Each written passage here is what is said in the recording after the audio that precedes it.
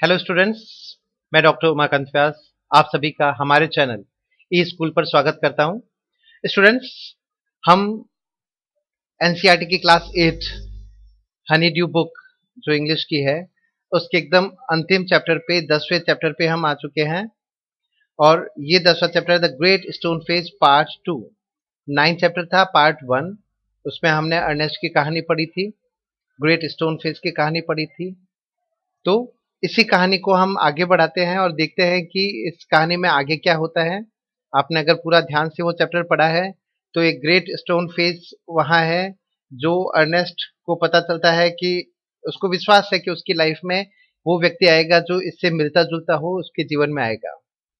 अब वो दो बार तो ऐसा हुआ कि दो लोग आते हैं उसके वैली में, गांव में, लेकिन उसको पता चलता है कि ये वो दो आदमी नहीं है जो इस ग्रेट जो स्टोन फेस है उससे मिलता है। तो अब वो कौन है जो ग्रेट स्टोन फेस से मिलता जुलता चेहरा है, वो आदमी कौन है, वो गुडेस्ट नोबलेस्ट पर्सन कौन है, तो वो हम इस कहानी में आगे देखते हैं और देखते हैं कि क्या उसको वो चेहरा मिलता है या नहीं मिलता है। तो चलिए आगे बढ़ते हैं। बिफोर यू रीड, क्या कहता है writer. Many years have passed, कई साल गुजर गए। Ernest was now a man of middle age. Ernest लगभग अब एक अधेड़ उम्र का आदमी हो गया था, 45-50 साल का आदमी हो गया था। टू हिज नेबर्स, उसके जो पड़ोसी थे उनके लिए, who never suspected that he was anything more than an ordinary face, उसके जो पड़ोसी थे वो उसको बिल्कुल एकदम साधारण और एक फेमिलियर परिचित आदमी की तरह मानते थे। He was only a humble and hard working, लेकिन उसको वो बहुत ही हम्बल, बहुत ही नम्र और बहुत ही मेहनती आदमी था। दो थॉटफुल पर्सन, यद्यपि वो नम्र था, हार्ड वर्किंग था, लेकिन वो एक विचारशील व्यक्ति था, अच्छे विचार रखता था वो। But what about the old prophecy. अब ये राइटर पूछ रहा है कि चलो बताओ कि आखिरकार उस भविष्यवाणी का क्या हुआ। जो ये कह रहे थे लोग गांव में, ऐसी भविष्यवाणी थी कि एक ग्रेट गोल्डन फेस से मिलता हुआ एक महान आदमी उनके वैली में आएगा। वॉज इट एवर फुलफिल्ड, क्या ये कभी भविष्यवाणी पूरी हुई। Let us read and find out, चलो इसे पढ़ते हैं और पता लगाते हैं। द years hurried on, बहुत तेजी से साल बीतते गए। And brought white hairs upon the head of Ernest, Ernest के चेहरे सिर पे सफेद बाल आ चुके थे। And made wrinkles across his forehead, उसके फोरहेड पे, ललाट पे झुर्रियां भी आ गई थी, है ना। तो यहाँ पे आप नोट कर लेना, रिंकल्स होती है झुर्रियां। And furrows in his cheeks, furrows का मतलब हो गया खड्डे पड़ना, चेहरे पे खड्डे भी पड़ गए थे गालों पे। He was an old man, वो एक बूढ़ा व्यक्ति हो चुका था। But not in when had he grown old, लेकिन व्यर्थ का वो बूढ़ा नहीं हुआ था। अगर वो बूढ़ा हुआ था तो वो व्यर्थ का नहीं था। मोर न्यूमरस, बहुत ज्यादा, than the white hairs on his head, उसके सिर पे सफेद बालों से भी ज्यादा उसके पास क्या थे, समझदारी के विचार। His head were the wise thoughts in his mind, उसके चेहरे पे समझदारी के विचार उसके सफेद बालों से ज्यादा थे।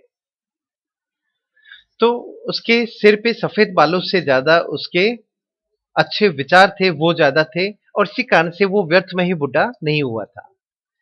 And Ernest had ceased to be obscure, Ernest अब गुमनाम नहीं था। सीज टू बी ऑब्सक्योर का मतलब, पहले लोग उसको ज्यादा गौर नहीं करते थे, वो गुमनामी में जी रहा था। अब वो एक बड़ा नाम हो चुका था, अब वो गुमनाम नहीं था। अनसॉट फॉर, अनडिजायर्ड फॉर, वो अनसॉट फॉर बिना चाहा हो गया, या बिना इच्छा का नहीं था व्यक्ति, लोग उसको चाह रहे थे, उससे मिल रहे थे, है ना। तो हैड कम द फेम, बिना चाहे बिना इच्छा किए जो फेम प्रसिद्धि है वो उसके पास है। तो इस लाइन को थोड़ा सा चेंज कर लेना, unsought for, undesired, had come the fame, उसके पास में प्रसिद्धि बिना चाहे आ रही थी, बिना इच्छा के प्रसिद्धि उसके पास आ रही थी। विथ सो मैनी सीक, लोग इतनी प्रसिद्धि चाहते हैं लेकिन वो नहीं चाहते हुए भी उसके पास में प्रसिद्धि आ रही थी। अब ये कैसे हुआ देखते हैं। He had become famous beyond the limits of the valley, उस वैली में रहने वाले लोगों की सीमाओं से भी ज्यादा उसके पास में प्रसिद्धि आ गई थी, वो इतना प्रसिद्ध हो गया था, सीमाओं से बाहर लोग उसे जानने लग गए थे। कॉलेज प्रोफेसर्स, विश्वविद्यालयों के, महाविद्यालयों के शिक्षक, and even the active man of cities, शहर के एक्टिव मैन, सक्रिय लोग, है ना, active man, came far, from far to see and converse with Ernest. Converse का मतलब होगा बात करनी, चर्चा करनी। तो बड़े बड़े लोग, प्रोफेसर, शहर के एक्टिव लोग हो गए, वो दूर दूर से लोग शहर से उससे बातें करने के लिए अर्नेस्ट से आते थे। And he received them with gentle sincerity, एक सच्चाई के साथ में, ईमानदारी के साथ में अर्नेस्ट उनसे मिलता। And spoke freely with them of what ever came upon most, जो कुछ उसके मुंह पे आता, जो कुछ भाव उसके मुंह पे आते, वो उनको बोल देता, स्वच्छंद होकर के, फ्री होकर के, फ्रीली विद देम, वो उनसे फ्रीली बात करता। What ever came upper most, जो कुछ उसके मुंह पे आया वो बोल देता। एंड ले डीपेस्ट इन द हार्ट और देयर ओन, उनके दिमाग मन की कोई बात होती या उसके खुद के मन की बात होती, या तो उसके मुंह पे कोई बात आती या मन में बात आती, वो उनको लोगों को फ्रीली बोल देता। ऐसा वो व्यक्ति था। वाइल दे टॉक्स टुगेदर, जब वो लोगों से बातें करता, हिज फेस वुड ब्राइटन, उसका चेहरा जैसे चमक जाता। ब्राइटन का मतलब चमक जाना, चमक जाना। Unawares and shine upon them, और अनअवेयर मतलब अनचाहे, बिना चाहे, शाइन्स अपॉन देम, उन पे चमक आ जाती। As with a mild evening light, जैसे जैसे इवनिंग होती तो इवनिंग की लाइट है वो उनके चेहरे पे आ जाती और उसका चेहरा चमकने लग जाता। While Ernest had been growing old, जब अर्नेस्ट था वो बुढ़ा होता जा रहा था। God had granted a new poet to this earth, भगवान ने इस पृथ्वी को एक बहुत ही अच्छा पोइट भी दिया। इस पृथ्वी को मतलब इसी धरती से जुड़ा हुआ एक कवि भी जन्म ले चुका था, वहां रह रहा था। He too was a native of the valley, वो भी इसी वैली का ही रहने वाला था, अभी वहां नहीं रह रहा था। But had spend the greater part of his life in distant cities, लेकिन इस पोइट ने अपने जीवन का बहुत बड़ा हिस्सा दूर शहरों में ही बिखा था। डिस्टेंट का मतलब दूर के जो शहर थे उनमें अपना जीवन बिताया था। Pouring out his sweet music everywhere, वो अपने कविता के गीतों के जो बोल है वो चारों तरफ, पोरिंग का मतलब बिखेरना, चारों तरफ बिखेरता जा रहा था। Neither was the great stone face forgotten, क्योंकि वो वहीं का था, उसका जन्म उस घाटी का था, तो वो उस ग्रेट स्टोन फेस को नहीं भूला था। पोइट था, ग्रेट स्टोन फेस आज भी उसको याद था। For the poet had celebrated it in a poem, अब पोइट था तो उसने एक कविता उसने उस ग्रेट स्टोन फेस पर भी लिखी थी। तो सेलिब्रेट करना उस कविता में उस विषय को, तो कविता का विषय बनाया। उसने क्या किया, इस ग्रेट स्टोन फेस को भी अपनी कविता का विषय बनाया। इसका मतलब उसने उस पर भी कविता लिखी। The songs of this poet found their way to Ernest, कई घूमते घूमते उसकी कविताएं क्या हुई कि फाउंड देयर वे, उसकी कविताएं हैं वो अर्नेस्ट के हाथ पहुंच गई। अर्नेस्ट को वो कविताएं मिल गई। और अर्नेस्ट क्या करता है, he read them after his customary toil. Customary toil होता है दिन भर की मेहनत, दिनचर्या की मेहनत हो गई, तो दिन भर मेहनत करने के बाद में अर्नेस्ट क्या करता है, उन कविताओं को पढ़ता। देखो उस कवि और अर्नेस्ट के बीच में एक संबंध बन रहा है। उसकी कविताएं जो है कवि की वो अर्नेस्ट तक पहुंची, अर्नेस्ट उन कविताओं को शाम को पढ़ता था दिन भर की मेहनत के बाद में। Seated on the bench before his cottage door, अपने कॉटेज के दरवाजे पर बैठकर वो उन कविताओं को पढ़ता था। As he read he lifted his eyes to the mountain, और जैसे वो पढ़ता और पढ़ते पढ़ते उसकी आंखें उस पहाड़ पर जो ग्रेट स्टोन फेस है उस तक उसकी नजर जाती है। O Great stone Face, he said, उसने कहा, O Great stone Face, is not this man worthy to be your likeness, क्या ये कवि जिसकी मैं कविताएं पढ़ रहा हूँ, क्या वो तुम्हारी समानता जैसा नहीं है, तुम्हारे जैसा नहीं लग रहा, तुम्हारी जैसी समानता लिए हुए क्या नहीं है क्या वो मुझे। अब ये अर्नेस्ट ये सोच रहा है कि इतनी अच्छी कविताएं, इतने अच्छे विचार कविताओं में लिख रहा है, तो ये ही वो महान व्यक्ति है जिसका चेहरा इस ग्रेट जो स्टोन फेस है उससे मिलता है।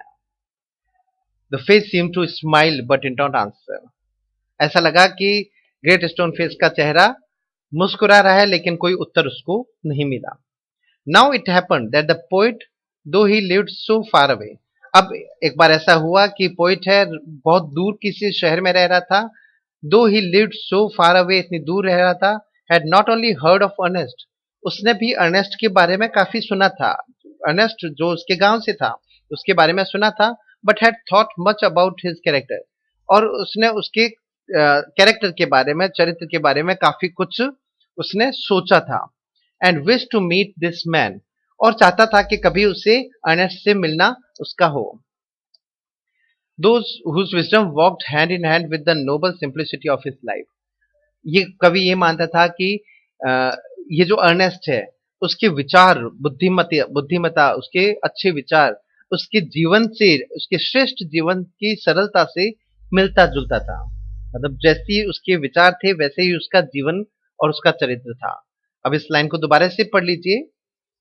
हुज विजडम, अर्नेस्ट की जो विजडम है, बुद्धिमता है, walked hand in hand with the noble simplicity of his life, उसके जीवन की सरलता के साथ में उसके विचार भी उतने ही बढ़ते जा रहे थे. वन समर डे, एक गर्मी की दिन, therefore he arrived at the Ernest door, आखिरकार वो घूमते घूमते अर्नेस्ट के दरवाजे तक पहुंच गया. अब यहाँ पे मिलना हो रहा है अर्नेस्ट का और उस कवि का. Where he found the good old man holding a book in his hand. यहाँ पर उस कवि ने अर्नेस्ट के हाथ में कुछ किताब देखी, जो उसके हाथ में थी वो पढ़ रहा था. उसके हाथ में उस किताब को देखा, विच ही रेड, जो उसने पढ़ी. And then with a finger between the leaves, जब वो उसके दरवाजे पर पहुंचा वो किताब पढ़ रहा था और उसने क्या किया, उसने अपनी उंगली उस किताब के पन्नों में डाली. लीव्स का मतलब उसके पेज हो गए. Looked lovingly at the great stone face, और पढ़ते पढ़ते उसकी नजर उस ग्रेट स्टोन फेस पे गई. Good evening said the poet. जब अब पोइट उसके दरवाजे तक पहुंचा, वो किताब पढ़ रहा है, किताब में अपनी उंगली डाले हुए ग्रेट स्टोन फेस पे देख रहा है, तभी पोइट वहां पहुंचा और उसने क्या कहा, good evening, can you give a traveller a night shelter. Shelter का मतलब शरण हो गया. क्या तुम अपने इस मेहमान को, खुद के लिए कह रहा है कि अपने इस मेहमान को एक रात की शरण दे सकते हो. ग्लैडली, बहुत खुशी से. ग्लैडली क्या हो गया, खुशी से, खुशी से. Gladly answered Ernest. अर्नेस्ट ने उत्तर दिया, क्यों नहीं, मैं खुशी से आपको यहाँ रोकना चाहूंगा. And then he added smiling, और उसने मुस्कुराते हुए कहा, I think I never saw the great stone Face look so hospitably at a stranger. उसने कहा, मुझे ऐसा लग रहा है कि आज ग्रेट स्टोन फेस भी तुम्हारे जैसे स्ट्रेंजर को, अजनबी को देख करके, पा करके बहुत ज्यादा खुश हो रहा है. सम्मान के साथ में उसका चेहरा है वो दिख रहा है. हॉस्पिटेबल मतलब सम्मान के साथ में, एक अतिथि के सम्मान के साथ में उसका चेहरा दिख रहा है. तो यहां पर मिलना हुआ है उस अर्नेस्ट का और पोइट का. ये आप देख सकते हो, ये रहा अर्नेस्ट, इसके हाथ में ये किताब है और ये इसको जब देख रहा होता है, ठीक है, ग्रेट स्टोन फेस को देख रहा होता है, तभी ये पोइट यहां पर आता है. दिस इज द पोइट, और उससे यहाँ एक रात रुकने के लिए कहता है. तो अब इन दोनों का मिलना हुआ है. अब देखते हैं कहानी में आगे क्या होता है. The poet sat down, the poet sat down beside him. Beside का मतलब पास में. जो पोइट है वो क्या, उसने क्या किया, उस अर्नेस्ट के पास में बैठ गया. And he and Ernest talk together. दोनों ने, उसने और अर्नेस्ट ने बातें शुरू की. Never before had the poet talked with a man like Ernest. Poet ने अर्नेस्ट जैसे आदमी से कभी जीवन में बात ही नहीं की थी, जो इतना बुद्धिमान, सो वाइज एंड जेंटल. जेंटल का मतलब सभ्य हो गया.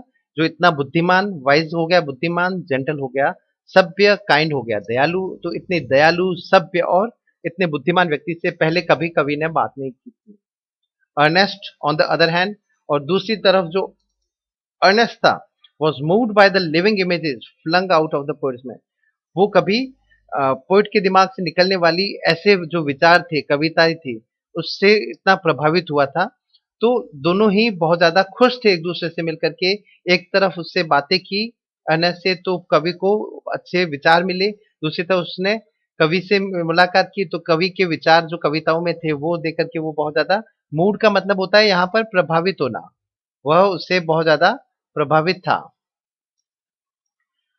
As Ernest listen to the poet, जैसे ही अर्नेस्ट ने कवि को सुना, ही इमेजिन, उसने कल्पना की, that the great stone face was bending forward to listen to. जब वो अर्नेस्ट कवि से बात कर रहा था तो अर्नेस्ट को ऐसा लग रहा था कि जो ग्रेट स्टोन फेस है ये भी आगे की तरफ झुककर कवि की बातों को सुनना चाह रहा है.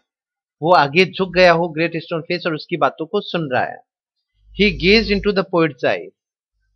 तो अर्नेस्ट ने उस कवि की आंखों में गौर से देखना शुरू किया, घूरना शुरू किया। Who are you my gifted guest? उसको लगा ये बहुत ही महान कोई कवि है, बहुत ही मैं किस्मत वाला हूं कि मुझे ये गेस्ट मिला है। तो उसने कहा कि आप कौन हो? The poet laid his finger on the book. कवि ने क्या किया, अपनी उंगली जो थी वो उसने किताब की तरफ रखी। अर्नेस्ट हैड बीन रीडिंग, जो अर्नेस्ट पढ़ रहा था। You have read these poems, said he. उसने कहा तुमने ये कविताएं पढ़ी है। यू नो मी, तब तुम मुझे जानते हो, तुमने ये कविताएं पढ़ी है, तुम मुझे जानते हो। Then for I wrote them, क्योंकि ये कविताएं मैंने लिखी है। कवि ने किताब की तरफ उंगली करते हुए कहा कि ये जो किताब तुम पढ़ रहे हो, ये कविता जो तुमने पढ़ी है, ये कविताएं मेरी लिखी हुई है। इसका मतलब ये मेरी ही किताब है। Again and again Ernest examined the poet's features. बार बार अब क्या हुआ, अर्नेस्ट प्रभावित हुआ, वो उसके कवि के चेहरे को, फीचर्स को देख रहा था, चेहरे को देख रहा था। He turned towards the great stone face then. फिर वो एक बार पोइट के चेहरे को गौर से देखा, फिर उसने देखा ग्रेट स्टोन फेस को। He shook his head and sighed. और फिर उसने अपना सिर हिलाया और फिर एक लंबी सांस ली। आहें भरना या सांस लेना है ना, साई करना, आहें भरना। Why are you sad? inquired the poet. Poet ने कहा कि तुम उदास क्यों दिख रहे हो? Because, replied Ernest. Ernest ने जवाब दिया, all through life I have awaited the fulfillment of a prophecy. तो अर्नेस्ट कहता है कि मैं अपने पूरे जीवन भर एक भविष्यवाणी को पूर्ण होने में, फुलफिलमेंट हो गया पूर्ण होना, एक भविष्यवाणी के फुलफिल होने में, पूर्ण होने का मैं इंतजार कर रहा था। And when I read these poems, और जब मैंने ये कविताएं पढ़ी, I hope that it might be fulfilled in you. मुझे लगा कि ये जो कविताएं लिखने वाला जो पोइट है, उसमें ये मेरी भविष्यवाणी पूर्ण होगी कि शायद ये जो ग्रेट स्टोन फेस है, ये शायद ये कवि के रूप में ही मेरे से मिलने आएगा। तो अब यहां पर कवि कहता है यू होप्ड, तुमने कल्पना की, answer the poet faintly smiling. Faintly का मतलब होता है हल्के से, फेंटली बहुत हल्के से मुस्कुराते। उसने कहा कि अच्छा तुमने ऐसी कल्पना की, to find me in the likeness of the great stone face, कि क्या जो आप हो, आप इस ग्रेट स्टोन फेस की मेरे से तुलना कर रहे हो, समानता देख रहे हो मुझ में और इसमें। I am not worthy to be its likeness, मैं इस समानता के लायक नहीं हूं। वर्दी का मतलब लायक, कि मैं इस समानता के लायक नहीं हूं। पोइट बहुत ही जेंटल है, मोडेस्ट है, विनम्र है। वो ये कह रहा है कि आप मुझ में और ग्रेट स्टोन फेस में समानता देख रहे हो, लेकिन मैं इस समानता के लायक नहीं हूं। बहुत ही कहानी अच्छे मोड़ पे जा रही है। दो बहुत ही अच्छे आदमी मिले हैं, देखते हैं क्या होता है आगे। एंड व्हाई नॉट, अर्नेस्ट ने कहा ऐसा क्यों नहीं। ही पॉइंटेड टू द बुक, उसने किताब की तरफ इशारा किया। आर नॉट दोस थॉट्स वर्दी, क्या जो ये तुम्हारा आपके विचार है ये योग्य नहीं है? वर्दी का मतलब योग्य, क्या ये आपके विचार योग्य नहीं है? You can hear in them the distance voice of a heavenly song. वो उसे कहता है कि देखो, but my life dear Ernest has not corresponded with my thoughts. Poet उससे कहता है कि आप इन कविताओं में, you can hear in them, आप इन कविताओं में सुन सकते हो the distance voice of heavenly song, स्वर्ग के गानों की आवाज सुन सकते हो। स्वर्ग से ही मानो कि वो शब्द निकले हो, ऐसी आवाज आप सुन सकते हो। But my life dear Ernest, लेकिन वो कवि कहता है कि लेकिन अर्नेस्ट, मेरे जीवन जो है, मेरा जो जीवन है, has not corresponded with my thoughts. Correspond करना होता है किसी के अनुकूल होना, कि मेरे विचार हो सकता है स्वर्ग के जैसे बोल हो, वैसे हो, लेकिन मेरे जो जीवन है वो इन विचारों से बिल्कुल भी अनुकूल नहीं है। But my life dear Ernest has not corresponded with my thoughts, मेरे विचारों के अनुकूल नहीं है, समरूप नहीं है। I have had grand dreams, मैंने बहुत ही बड़े बड़े सपने देखे, but they have been only dreams, लेकिन वो सिर्फ सपने ही रह गए। Sometimes I lack faith in my own thoughts, कई बार मेरे खुद के विचारों में मैं, लैक का मतलब कमी होना और फेथ मतलब विश्वास, कई बार मैं अपनी खुद की विचारों में ही कमी महसूस करता हूं। मुझे उनमें भी विश्वास नहीं मिलता। मैं बहुत ही अविश्वासी होता हूँ मेरी कविताओं को, मेरे विचारों को लेकर के। वाई देन, फिर क्यों?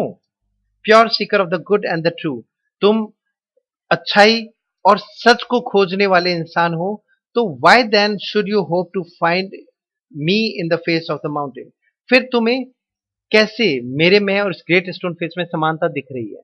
क्योंकि वो कहता है कि जहां तक मैं समझता हूं, मेरे विचारों में विश्वास नहीं है, वो सच्चाई नहीं है जो शायद आपको कविताओं में मिल रही है, वो मेरे जीवन में वो कुछ ऐसा कुछ नहीं है, उसके अनुकूल नहीं है। The poet spoke sadly, poet बहुत ही उदासी से बोला, and his eyes were wait with the tears, उसकी आंखें आंसुओं से भीगी हुई थी।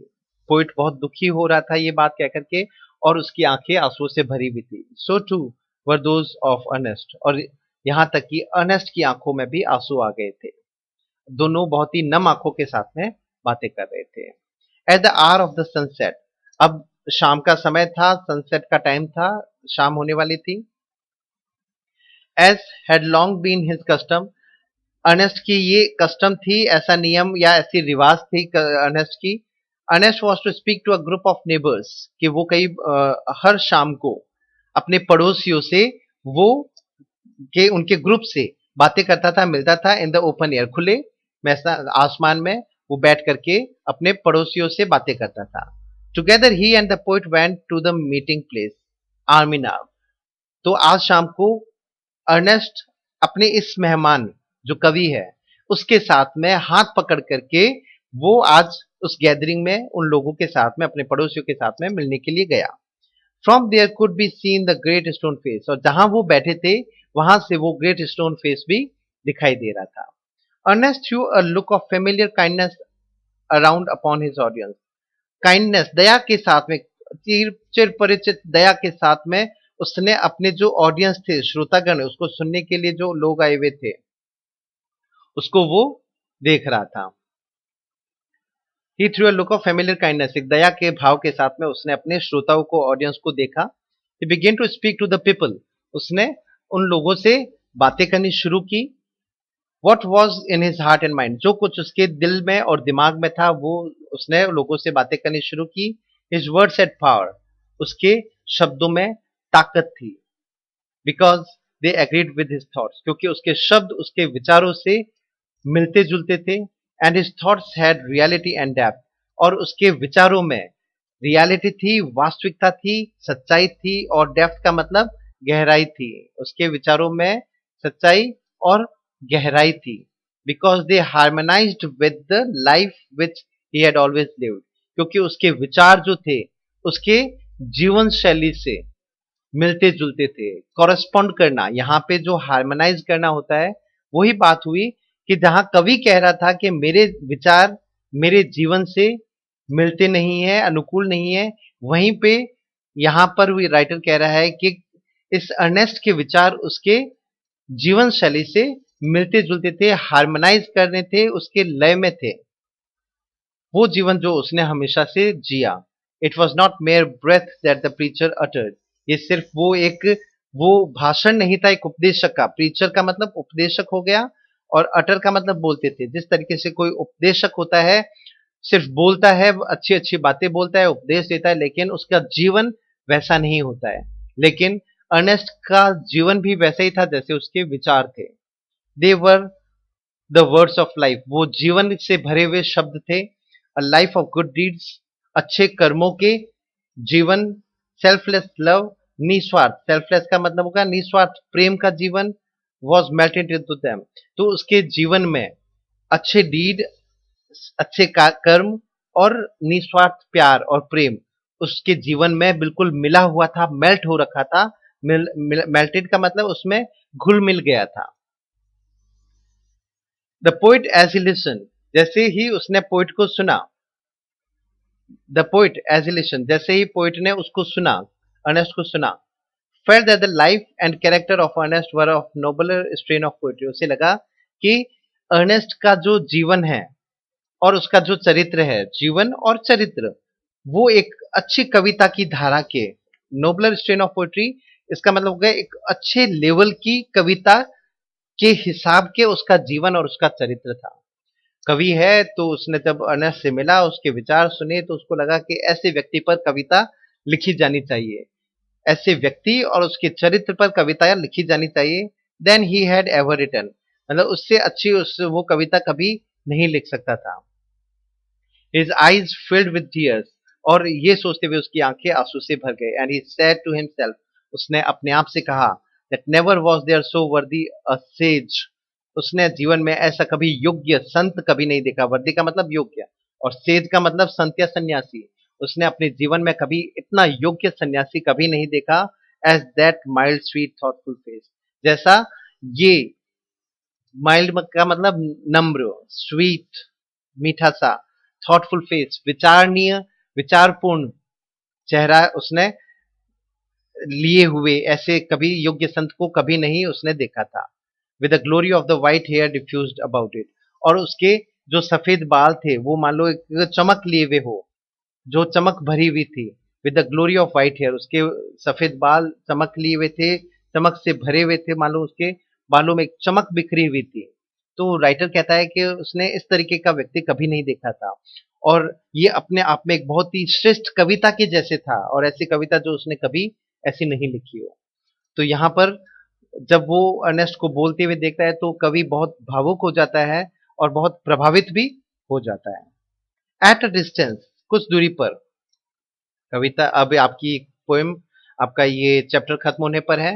एट अ डिस्टेंस, कुछ दूरी पर, but clearly to be seen, लेकिन स्पष्ट दिखाई दे रहा था। High up in the golden light of the setting sun, अस्त होते हुए सूर्य की जो गोल्डन लाइट, सुनहरी रोशनी थी, उसमें क्या दिखाई दे रहा था? Appear the great stone face, वो महान जो स्टोन फेस था, प्रस्तर का चेहरा था, वो दिखाई दे रहा था उस सुनहरी रोशनी में। अस्त होते हुए सूर्य की सुनहरी रोशनी उस ग्रेट स्टोन फेस पर पड़ रही थी, और वो चेहरा दिखाई दे रहा था उसको। With the white mist around it, और उस पहाड़ के, उस चेहरे के चारों तरफ सफेद मानो कोहरा जम गया हो। Like the white hairs around the brow of the Ernest, उसी तरह सफेद, जैसे सफेद बाल अर्नेस्ट के बाहों के चारों तरफ दिखाई दे रहा है। एट दैट मोमेंट, उसी क्षण, अब देखो कवि को ऐसा लग रहा है कि जैसे वो ग्रेट स्टोन फेस है, उसके तरफ सफेद बादल है, सेम वैसा ही चेहरा उसे दिख रहा है अर्नेस्ट का, जिसके चारों तरफ सफेद बाल दिखाई दे रहे हैं। Ernest face took on an expression so grand, Ernest ने एक भव्य स्वरूप ले लिया, अर्नेस्ट के चेहरे ने मानो एक भव्य स्वरूप ले लिया हो। That the poet was mood, कि कवि जो है बिल्कुल प्रभावित हो गया था, हिल गया था। To throw his arms up and shout, बहुत प्रभावित हो गया, हिल गया यहाँ पे प्रभावित होने के सेंस में है, प्रभावित होना, कि उससे देखकर, ग्रेट स्टोन फेस को देख करके, और अब इसके चेहरे को देख करके, अर्नेस्ट के चेहरे को देख करके कवि बहुत प्रभावित हो गया। उसने अपने आर्म्स अप करके, हाथ ऊपर करके वो जोर से चिल्लाया, बिहोल्ड बिहोल्ड, कि देखो देखो, Ernest is himself the likeness of the great stone face, कि अर्नेस्ट ही वो चेहरा है जो इस ग्रेट स्टोन फेस का है। इसका मतलब ग्रेट स्टोन फेस का जो चेहरा है वो ही ये जो अर्नेस्ट है, वो दोनों में समानता है, ये वही व्यक्ति है। अब आप देखो यहाँ पे आपको ये दिखाई दे सकता है, ये ग्रेट स्टोन फेस है, ये उसका चेहरा है, ये अलग अलग बादल यहाँ पर है, उसी तरह जैसे यहाँ पर उसका चेहरा और ये उसके बाल दिखाई दे रहे हैं।